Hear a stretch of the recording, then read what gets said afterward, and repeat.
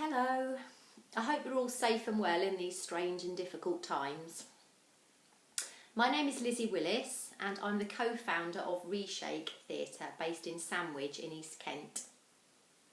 Before my children were born, I was a performing arts lecturer at Canterbury College, and working in that city I was constantly aware of the name of Marlowe. It was of course the place where he was born. So today I want to share with you some of the remarkable female characters that Marlowe created in his plays. We probably tend to associate Marlowe with great male roles: Tamburlaine, Dr. Faustus and Barabbas the Jew of Malta. And there certainly is a bit of imbalance in his plays. For example, in Tamburlaine Part 1 there are 20 major male roles and just 3 substantial roles for women. However, we have to remember that in Marlowe's theatre all female roles would have been played by young boys, and this may have influenced the distribution of the parts. It may also be a reflection of the role of women in society. However, the ultimate woman of the time was of course Queen Elizabeth I, who Marlowe may have seen when she and her court visited Canterbury when he was just 9 years old. So, Christopher Marlowe was born in Canterbury in 1564. His father, John, was a cobbler and came from Ospringe, a small town near Faversham, on the road to London, about 12 miles from Canterbury. His mother, Catherine, came from Dover, not far from where I am today in Deal. And her eldest son, Christopher, certainly gained some experience of women because he had 5 sisters, 4 of whom outlived him. But he soon entered the all-male world of the King's School, Canterbury, and Corpus Christi College, Cambridge. During Marlowe's lifetime, England was either at war or expecting to be at war, so it's no surprise that he wrote his plays set in times of conflict. There is something horribly familiar about this first scene I'm going to show you. It is taken from Marlowe's incredibly successful first play, Tamburlaine the Great, and is set during the time of the siege of Damascus, now of course modern day Syria. The tyrant, Tamburlaine, is threatening to destroy the city, and a group of young women come to plead for mercy. Although this play is set in the ancient world, I leave you to draw your own conclusions and comparisons with the modern world.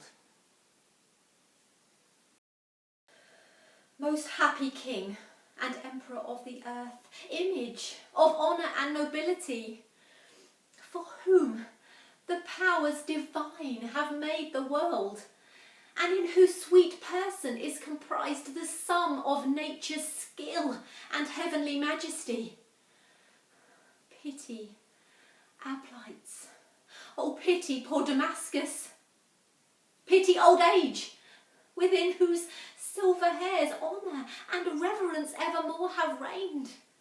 Pity the marriage bed, wherein many a lord, in prime and glory of his love and joy, embraceth now with tears of ruth and blood the jealous body of his fearful wife, whose cheeks and hearts so punished with conceit to think thy puissant never-stayed arm will part their bodies and prevent their souls from heavens of comfort yet their age might bear, now wax all pale and wither to the death.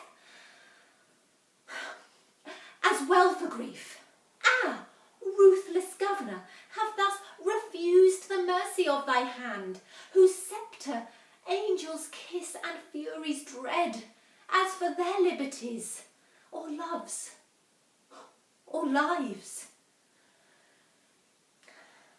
And so for these, and such as we ourselves, for us, for infants, and for all our bloods that never nourished thought against thy rule, oh pity, pity, sacred emperor, the prostrate service of this wretched town.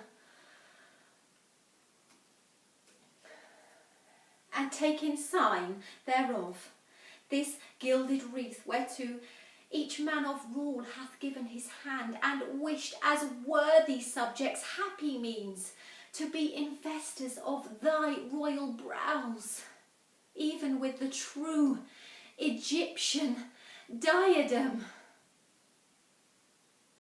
Now, Marlowe's Edward II is probably the first great English history play, but it's also the first overtly gay play. King Edward is infatuated with Piers Gaveston, and this leaves little room for his wretched queen, Isabella. Listen to what she says. Oh, miserable and distressed queen, would, when I left sweet France and was embarked, that charming Circe's walking on the waves had changed my shape.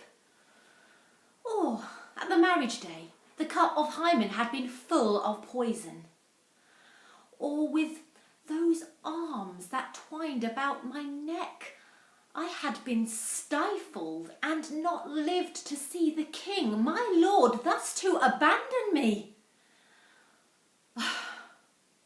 Like frantic Juno, will I fill the earth with ghastly murmur of my sighs and cries, for never doted Jove on Ganymede so much as he on cursed Gaveston.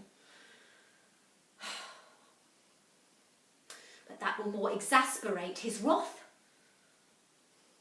I must entreat him, I must speak him fair, and be a means to call home Gaveston. And yet he'll ever dote on Gaveston, and so am I forever miserable. One of the most engaging of Marlowe's women is Abigail, the daughter of Barabbas, the Jew of Malta. Like so many Jewish people throughout the history of Britain and Europe, Barabbas is blamed by the Maltese for his skill in finance, and his house and possessions are seized and the premises turned into a nunnery. Abigail provides a solution by taking holy orders herself and enters the nunnery. However, Barabbas cannot resist seeking revenge, and at the same time does not hesitate to interfere in Abigail's love life. This results in the death of her lover, Matthias. Listen to her reaction in this next speech. Hard-hearted father, unkind Barabbas, was this the pursuit of thy policy, to make them show favour severally, that by my favour they should both be slain? Admit, thou lovest not Lodovick for his sire, yet Don Matthias ne'er offended thee. But thou wert set on extreme revenge, because the prior dispossessed thee once, and couldst not venge it upon his son, nor on his son, but by murdering me. But I perceive there is no love on earth, pity in Jews, nor piety in Turks. But here comes the cursed Ithamore with the friar.